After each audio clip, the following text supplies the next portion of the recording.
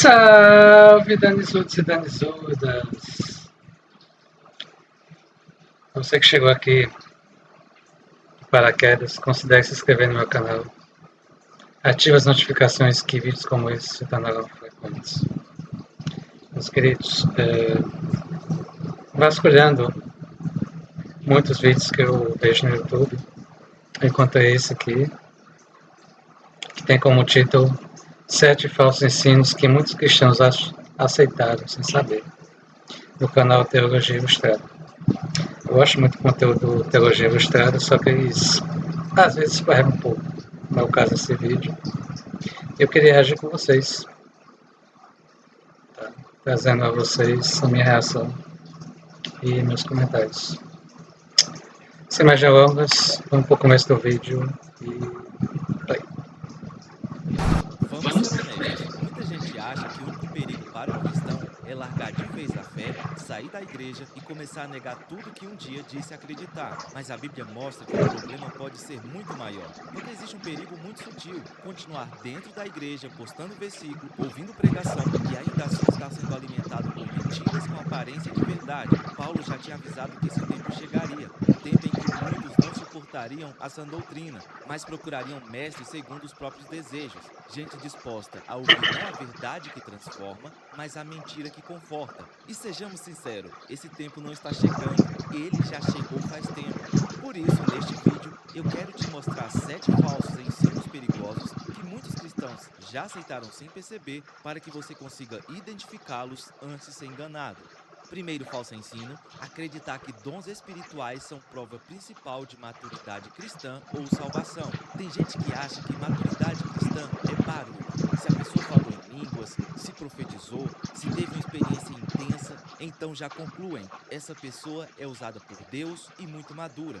Mas a Bíblia não deixa a gente pensar assim. A igreja de Corinto tinha dons em abundância e mesmo assim estava cheia de orgulho, divisão e imaturidade. Paulo corta esse deslumbramento pela raiz. Em 1 Coríntios ele diz que alguém pode falar as línguas dos homens e dos anjos, profetizar, ter conhecimento e ter fé impressionante e ainda assim não...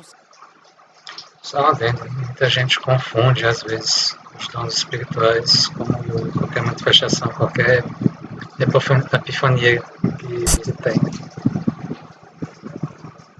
Sem amor. Em outras palavras, dom não é atestado automático de caráter. Manifestação sobrenatural pode existir ao lado de vaidade, carnalidade e falta de transformação. E Jesus deixou alerta ainda mais sério em Mateus 7. Ele fala de pessoas que profetizaram, expulsaram demônios e fizeram milagres em seu nome, mas no fim ouviram: nunca vos conheci. Isso assusta justamente porque mostra que experiência sobrenatural, linguagem bíblica e até atividade ministerial não são prova definitiva de salvação nem de comunhão real com Cristo. O estrago desse engano é enorme.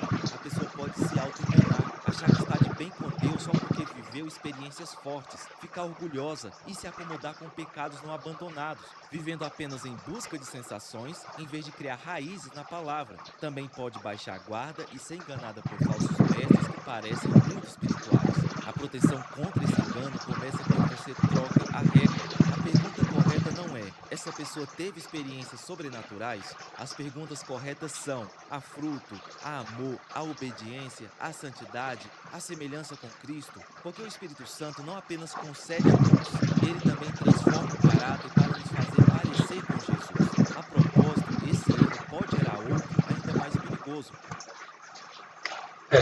Temos os dons, mas é importante que saibamos usar os dons em benefício das pessoas e não para nosso benefício. E esses dons precisam fazer valer que eu sou um instrumento. Se eu estou usando isso de uma forma para parecer grande,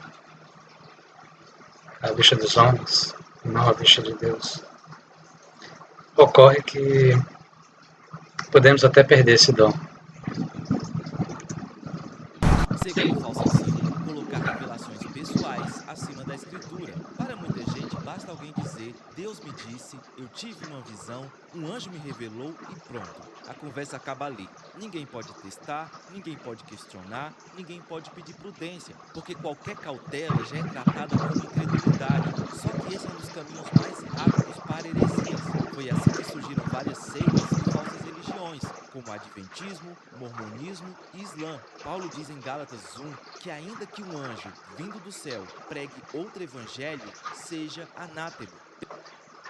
Teologia ilustrada, me desculpe, mas vocês usaram aqui de forma errada essa escritura. Você tem que contextualizar. Alguns vídeos atrás eu já coloquei da forma correta como se contextualiza essa escritura em Gálatas 1:8. E só partindo nessa questão aqui, ele desmerece a pessoa que vê anjo como se fosse algo que não pode ser feito. Mas no livro de Joel, capítulo 2, fala que prodígios, jovens, teriam visões. Tudo isso porque o Senhor trabalha na administração de anjos. Mas vamos continuar, vamos ver o que ele vai falar aqui. Perceba a força disso. Nem mesmo uma aparição angelical pode ter autoridade para corrigir, completar ou substituir o evangelho já revelado. Se a mensagem contradiz a verdade de Cristo nas Escrituras, ela não vem de Deus, por mais impressionante que pareça. Essa é uma questão muito preocupante, porque o evangelho, como as pessoas conhecem hoje, foi determinado em concílios. E a gente sabe, pela história, houveram muitas mudanças nesses concílios. Então, algumas coisas que tinham no evangelho original foram perdidas, infelizmente.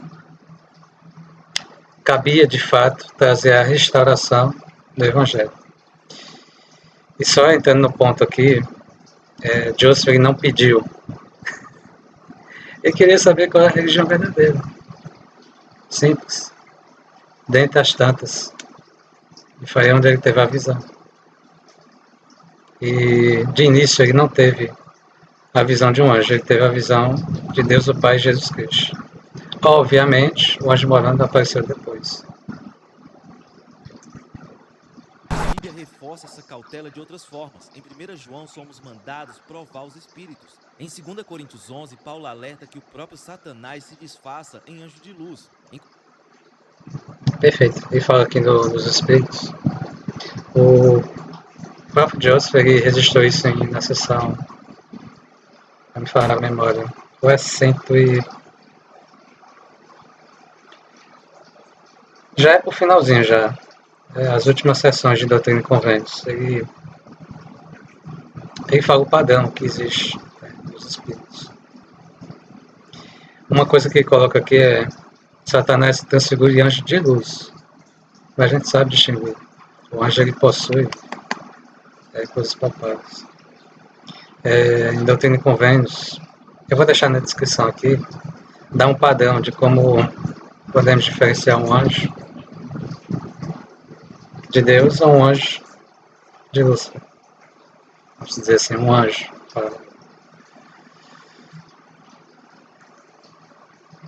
Colossenses 2, ele também combate gente fascinada por visões e culto aos anjos. Ou seja, discernimento não é falta de fé, discernimento é mandamento. Como você pode imaginar, o estrago desse erro é enorme. Quando a experiência pessoal vira autoridade máxima, o cristão fica vulnerável a todo tipo de engano. Ele pode ser manipulado por líderes que usam Deus me disse para controlar decisões, impor culpas ou exigir submissão cega. Pode viver correndo atrás de sinais, visões e manifestações, enquanto despreza aquilo que Deus já falou claramente na palavra. E no pior dos casos, pode até abraçar outro evangelho, achando que está tendo uma experiência mais profunda com Deus, quando na verdade está se afastando da verdade. A proteção contra esse engano é uma pergunta bem simples. Isso confirma o evangelho bíblico ou tenta acrescentar algo a ele? Toda experiência deve ser julgada pela palavra. O crente maduro não é aquele que acredita. Aí vai outra questão. Acrescentar de onde? Do evangelho original ou do evangelho de concílios? Estamos falando de restaurar ou de acréscimo? Certamente não acreditamos no acréscimo, acreditamos na restauração de como o evangelho é. Nós costumamos ensinar como exemplo no espelho. Quando você quebra um espelho, ele se desfarela em diversos pedaços. E suponhamos que cada pessoa tivesse pego uma parte do espelho. Foi assim o surgimento da religião, das religiões que se existe hoje. Né? Não à toa existem tantas. Quando acreditamos na restauração, nós queremos dizer que o espelho quebrado ele pode se tornar de novo. Não colado, fazendo assim uma reforma, mas restaurado da forma como ele era antes. Só assim a gente não se pega em meias verdades. Por isso nós acreditamos numa restauração e não em acréscimos. O que parece sobrenatural é aquele que submete tudo ao crivo da Escritura. A propósito, se você quer aprender a defender sua fé de verdade, eu te convido a conhecer o curso do pastor José Humberto, um dos melhores professores que eu tive quando fiz seminário. Nesse curso, ele vai te capacitar a responder os desafios e argumentos que ensina, doutora e simples. Prosperidade. A teologia da prosperidade vem de uma lógica muito sedutora e simples. Tenha fé suficiente, declare as palavras certas, contribua muito e Deus vai te levar para uma vida cada vez mais confortável, próspera e bem-sucedida. Parece até fazer sentido, mas isso muda completamente o foco do Evangelho. O Evangelho bíblico não gira em torno de nenhuma dessas coisas, mas da glória de Deus, da cruz de Cristo, do perdão dos pecados, da santificação e da vida eterna. Jesus não chamou ninguém prometendo enriquecimento garantido. Ele chamou pessoas para negarem a si mesmas, tomarem a sua cruz e o seguirem. Só isso já entra em choque direto com qualquer mensagem que transforme a fé em método de ascensão material.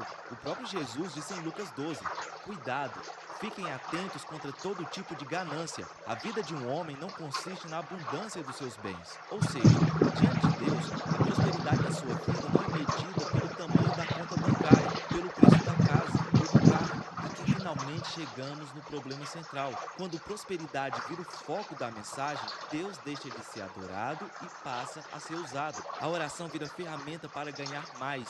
A contribuição para o crescimento da obra de Deus vira investimento para retorno financeiro. Isso aqui eu concordo. Infelizmente, alguns líderes pensam que, irmão, se você pagar o dízimo, Deus vai fazer com que você prospere, que você está cumprindo o mandamento. Não é bem isso. Existem sim as promessas do dízimo, mas elas não precisam se valer sobre a prosperidade financeira da pessoa. Precisa se valer da fé. Não pagamos o dízimo com dinheiro, nós pagamos com fé. Os líderes têm que tomar cuidado, às vezes, de orientar os irmãos sobre isso. O senhor está obrigado, porque a doutrina e conventos fala. Calma, não é bem assim.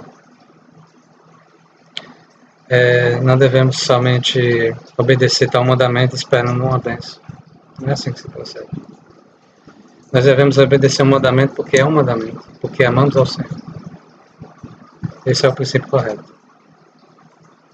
O Senhor pode fazer com que prospere nossa vida, como também não. Mas e aí? Nós devemos fazer prova de nossa fé sobre todas as coisas que o Senhor nos deu. Aqui na Terra, nos dá. Então, tem esse princípio. Quando se tem um mandamento, a gente não deve se levar apenas pela parte das promessas, mas fazemos isso também por fé. A fé vira uma técnica para destravar conforto. Só que o Senhor não é gerente da nossa ambição. E o reino de Deus não funciona como um mercado espiritual. É claro que Deus pode abençoar você materialmente. A Bíblia não trata a riqueza como um pecado em si. O erro está em Cristo deixar de ser o tesouro supremo e virar apenas um caminho para conquistar outros tesouros. O quarto falso ensino: todas as religiões levam a Deus. A ideia é que, no fundo, todas as religiões seriam apenas caminhos diferentes para o mesmo Deus. Então, cristianismo, islamismo... Então, eu vi quando era pequeno que todos os caminhos levam a Roma. Então, partindo desse princípio, algumas pessoas já disseram que não importa o caminho que você leve, no final tudo vai dar num caminho só. Na verdade, não. Isso é um perigo muito grande. Ele até vai falar aqui que o caminho é Cristo. Judaísmo, hinduísmo e outras crenças seriam só versões variadas de uma mesma busca espiritual. Só tem um problema: Jesus não deixou espaço para pensarmos assim. Em João 14,6, Jesus não disse que conhece um caminho ou que ensina mais um caminho. Ele disse: Eu sou o caminho, a verdade e a vida. Ninguém vem ao Pai senão por mim. Isso é exclusividade total. E a mesma ideia aparece em Atos 4:12, quando lemos que não há salvação em nenhum outro. E em 1 Timóteo 2:5, que afirma haver um só mediador entre Deus e os homens, Cristo Jesus. E tem mais: além de antibíblica, a ideia pluralista também não para em pé logicamente. As religiões não ensinam a mesma coisa. Elas discordam sobre quem Deus é, quem Jesus é, qual é o problema do ser humano, como funciona a salvação e qual é o destino final. Não faz sentido dizer que todas estão certas ao mesmo tempo, quando todas fazem afirmações incompatíveis entre si. Precisamos fazer uma observação aqui. É claro que o cristão deve tratar pessoas de outras religiões com respeito, dignidade e amor. Mas amor não é fingir que as diferenças não importam. Amor não é esconder a exclusividade de Cristo para parecer mais aceitável. Quando silenciamos sobre isso para não soar ofensivos, não estamos sendo compassivos. Está sendo menos fiel a Cristo. Quinto falso ensino: Eu gostei aqui. De fato, as religiões elas têm diferenças. Mas o próprio Salvador ele garante. Nos últimos dias virão falsos profetas, mas pelos bons frutos conhecereis. Então, essa foi uma das dúvidas que Josué tinha. Que um falava uma coisa, outro falava outra. E no final, ele ficou até confuso. Qual delas? Isso levou Josué a perguntar a Deus, o Pai Eterno em nome de Cristo. Qual delas? Mas ele não fez isso de forma espontânea, ele foi estudando muito as escrituras até que topou em Tiago, capítulo 1, versículo 5. E diz que jamais uma passagem de escritura penetrou profundamente o âmago da alma dele. Porque ia direto na dúvida que ele tinha. Poxa, eu estou com dúvida nisso, mas eu não sei a forma. E Tiago 1,5 ele dá essa guisa. Se algum de vós tem falta de sabedoria, peça a Deus. Então, aprendemos aqui que o Senhor mostra a verdade de todas as coisas. E diz ainda mais: peça, porém, com fé e nada duvidar. Porque o que duvida é semelhante a ele. Vai de uma parte a outra parte. O homem dá o bem constante em todos os seus caminhos. Quando duvidamos de tudo que o Senhor nos revelou, colocando em dúvida, colocando em xeque, ele não vai responder. Por isso que insistimos nas pessoas para que perguntem, procurem por si mesmos. O próprio Senhor Jesus Cristo ele ensinou em João capítulo 7, versículo 17. Se alguém quiser fazer a minha doutrina, pela mesma doutrina conhecerá se ela é de Deus ou se fala de mim mesmo. Se alguém quiser conhecer, que faça prova. Pergunte. Esse é o padrão. A pessoa ela vai saber de antemão se ela é de Deus ou não. Palavras criam a realidade. A lógica é bem simples. Se você declarar o bem acontece. Se falar vitória, atrai vitória. Se falar coisas ruins, abre portas ruins. Só que isso é superstição religiosa e não cristianismo bíblico. A Bíblia realmente mostra que palavras têm peso. Elas podem ferir, animar, derrubar ou edificar. Mas isso é bem diferente de dizer que o ser humano fala e a realidade se curva, como se ele tivesse o poder criador de Deus. Até porque quem pela palavra criou os céus foi o Senhor e não nós. Quem decreta soberanamente é Deus. Quem chama à existência o que não existe é Deus. Por isso Tiago manda dizer: se o Senhor quiser. quiser. Isso já desmonta toda arrogância espiritual que tenta transformar o futuro em algo manipulável por fórmula verbal. Fé bíblica não é um mecanismo para fazer Deus cooperar com o nosso plano. É confiança em Deus, mesmo quando o plano dele não coincide com o nosso. Basta olhar para a Bíblia. Jó não sofreu porque falou negativamente. Paulo não foi perseguido porque usou as palavras erradas. E os apóstolos não viveram decretando conforto, mas se submetendo à vontade de Deus. Então, não. Fé não é uma força impessoal que você ative com as palavras certas para atrair coisas boas. Fé é confiança no Deus soberano, santo e livre, que pode fazer qualquer coisa. Concordo. Todavia, o Senhor, quando Ele ordenou homens ao sacerdócio, eles podem agir em nome dele aqui na terra, na forma de bênçãos.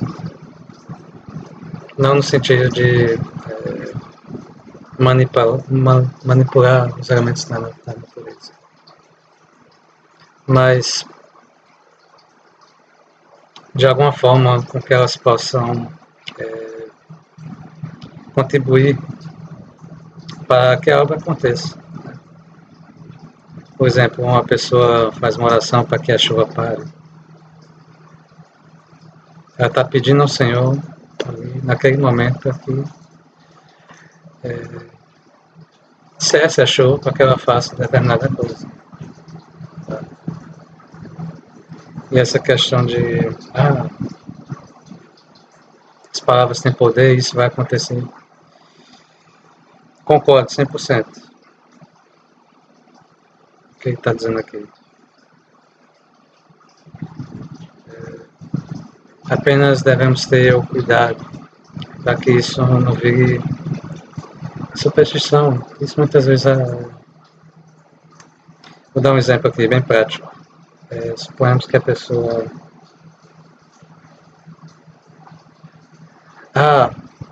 você tem que ter um pensamento positivo, vai dar certo, vai dar certo, vai dar certo, vai dar certo. Ou senão